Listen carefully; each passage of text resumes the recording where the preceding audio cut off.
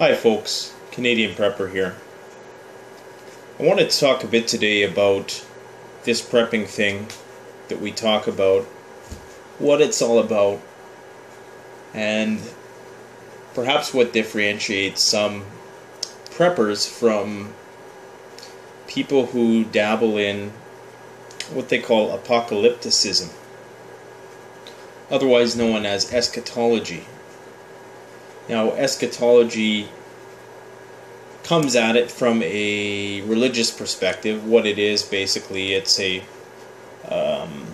believe the word is derived, the etymology of the word is, the eschat part of the word refers to the end times, and of course, ology is the study of. So it's the study of end times.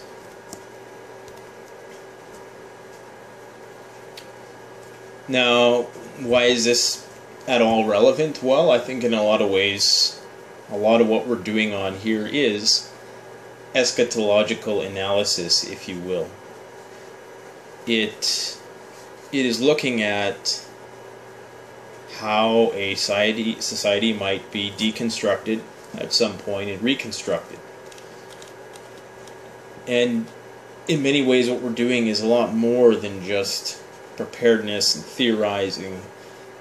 Indeed, it's mostly theory. I mean, there's not many people here conducting research, field research, experiments, or even meta-analysis of research already conducted. But really what we're doing here when we talk about WROL and EROL and what we might do and etc., it really is a form of post-apocalypticism. Excuse me. So what are we talking about? We're talking about how society might be stratified after the end of the world as we know it. We're talking about what sort of hierarchies might emerge. We're talking about what form society would take in the absence of the institutions that we have right now. So we're talking about the deconstruction of law. We're talking about the deconstruction of law enforcement, of energy, agriculture, how resources are distributed, monetary systems, medicine, how transportation is conducted. And in addition to talking about how they might deconstruct, many of us go a couple steps further to talk about how those things will be reconstructed. And that's where the sort of post-apocalyptic examination comes in. In many ways we are eschatologists. We are sociologists in a way. And sociology is just the scientific study of social behavior. How institutions and organizations are developed by human beings. How orders arise and whatnot. How might people operate in environments where natural law was the only option, where there was no rule of law. What are the social psychological aspects of living under those conditions in the various contexts that it might emerge in? How does people's psychology change under those circumstances? Most of it's theoretical, but indeed there has been a lot of research conducted with respect to this. There have been ethnographies done on preppers. There have been studies done by anthropologists on preppers, and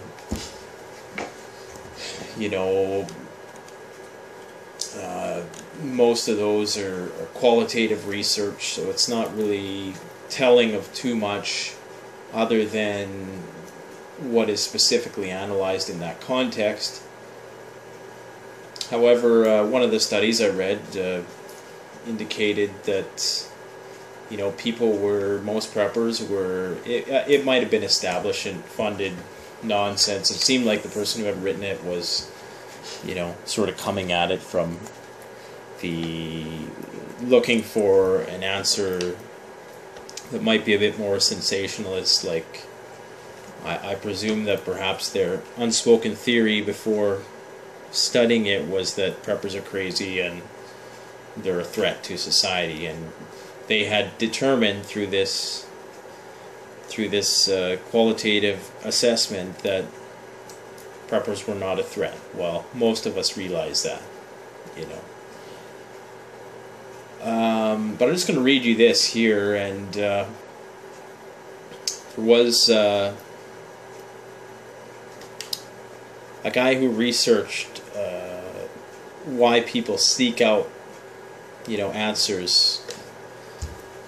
Why people ruminate about the end of the world. And I'll just read you this paragraph. So sociological studies have shown that people who tend to enjoy an apocalyptic worldview also seem to be the kinds of people who seek out explanations of the world. In quotes, they tend to be quite intelligent compared with the general population, but they are looking for answers of how life is the way it is, and whether there is a purpose. Envisioning a better time past the evils of the world provides a very powerful way of understanding the world and all its problems. So it's sort of an interesting perspective with respect to, or theory I should say, as to why people talk about this kind of stuff. And I think in a lot of ways we're just sort of fascinated by it, and that's fine. Some people are fascinated by, somebody said jokingly, talking about lesbian basket weaving. Fine. If you're fascinated by, the Chicago Bulls, or,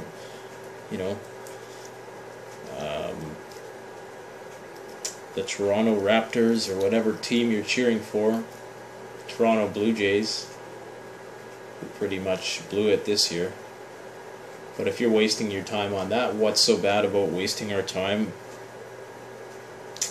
theorizing about eschatology, post-apocalypticism? Post-apocalypticism. I think I got it right that time. There's nothing wrong with it, and in many ways I think a lot of us don't give ourselves enough credit with respect to what exactly it is we're trying to do here. In looking at how a society can be deconstructed and reconstructed, it really does provide insights as to why it is the way it is now. It gives us a better understanding of why the world is the way it is, and perhaps I think a lot of us aspire to have a world that is better, that is more just. And perhaps we theorize about this stuff ultimately so that we can, should the time come to pass that things do change in a dramatic fashion, in a very significant way, that maybe we could help recreate a world which is an improvement over this one. So are preppers crazy? Yeah, some are. You never want to say anybody's crazy. People go through phases in life too. Everybody starts out at a novice at whatever they do. And what is crazy? Well, for me, crazy is spending $10,000 a year on season tickets and wearing clothing with logos and just logos of the clothing itself, not even sports logos, but all the money and resources and stuff like that that are invested in sports. For me, that's its own form of insanity. So what is crazy? Well, if you're if you're doing drills with your family once a week, and you're to a point where you're living away from society totally, and you don't trust anybody, and your paranoid that doomsday is going to come any day, well, okay, then that might be considered a little distorted perception. But, you know, crazy is a big word. You know, if you're hurting somebody, then yeah, it's crazy. But if you're not hurting anybody, you know, is it crazy? I live a normal life, for the most part. I mean, what is normal anyways, right? There's a facade of normalcy that many people put out, but personify. But nobody's really normal, you know. I have a job, I have a good family, I should say I have a career, you know. I'm a career person, I'm a family person now. You know, I pay taxes, I don't have a criminal record, you know, so I like to talk about this kind of stuff because it fascinates me, it's interesting. There's nothing wrong with that. You know, but nonetheless, and I'm sure most people can relate to this, you still feel a little ashamed when telling people about it because you know people laugh at it. You know, they sit there all high and mighty reading their trash magazines, passively absorbing anything that's thrown at them through the TV set or whatever sitcom or, you know, television show is currently in season, and they look at you like you're an idiot because you're actually trying to, you know, think about practical things, that you're cognizant of the frailty of the world in which we live in, and that you're well aware of the imperfections of human nature that have been veiled by this very elaborate social system that we've created. And they look at you like you're nuts for being serious about stuff. They'll say, oh, you're too serious, oh, you're negative, you know, you're cynical, and this, that, whatever. And it's like, no, I just find it interesting. I don't sit here and bite my nails over this stuff. Do I think it's probable? Well, if I didn't, I wouldn't be the Canadian prepper. Am I missing out on other aspects of life because of it? It all depends on what you call other aspects of life. You know, I do most things most normal people do, minus the bullshit. You know, I don't waste time on mindless TV shows. I shouldn't say I don't, but, you know, I don't waste as much time. Or vanity and, you know, spending my money going on vacations to 5-star resorts and whatever else floats people's boat. I'm usually not into that kind of shit. I'm content going into the bush, and now that I sort of have a family, I have to kind of do some of those things, and I'm doing that. You know, I'm doing the weddings and the this, that's, and whatevers. You know, all the social events and gatherings and shit like that. You know, but at the end of the day, I like doing my thing, and prepping is kind of a hobby. You know, I mean, it is kind of a hobby, and who cares if it's a hobby?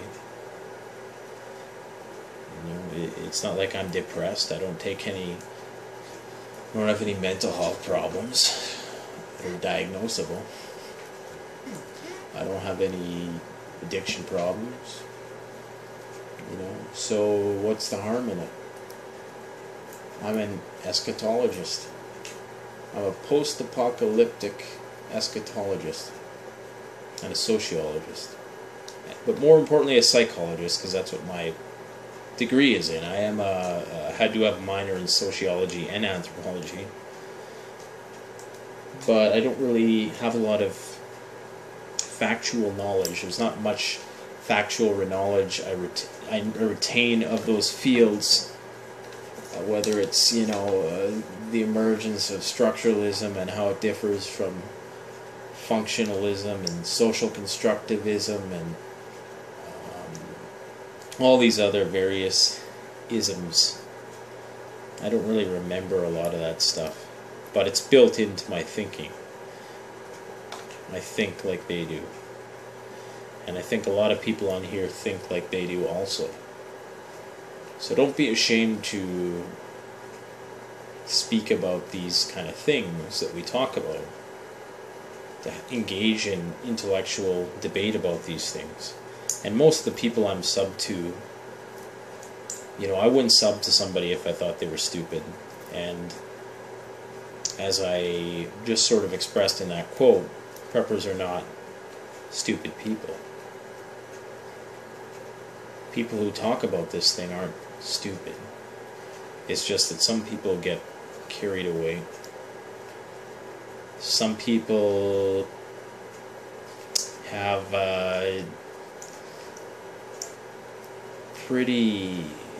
their ideals and their ideas, their politics are pretty basic and propaganda prone, and then they get prepping on top of that, and there's no doubt a dark side to it, but there's a dark side to everything. If tomorrow they said on the mainstream media that everybody should prep, and it was cool to prep, and there were teenage TV shows about preppers, and not like doomsday preppers where they sort of cast it and where they stigmatize it in a way, but in programs that actually endorse it and support it, all these people would be doing it. It would be the in thing to do, and it already is sort of like that. It's starting to become like that because of that market that surrounds it. But I'm kind of rambling on, so let me know what you think about eschatology, and I realize that it's relevant to religion, and it's something, and that's why I say, I realize that it's the term itself and the field itself is concerned with how religions view the end of days, and I am not a religious person. However, I do think it's much broader than that, and perhaps what we're doing doesn't really have a name quite yet. Post-apocalyptic theory, or perhaps apocalyptic is not the most professional of terms. Perhaps there needs to be a more scientific term for that. Let me know what you think. Don't forget to like, comment, subscribe if you like the video. Every like helps. Actually, I guess I've disabled likes now, so don't mind the likes. But, share, comment, all the rest. I disabled likes because of the consensus validity factor. I was tired of, and there was some random trolls who would just dislike every video I put up within seconds, so I figured I wouldn't give them the honor, at least for the time being. And I don't like the way it influences people's thoughts, and as a social psychologist I realize that, how that works. But anyways, thanks for watching. Canadian Prepper out.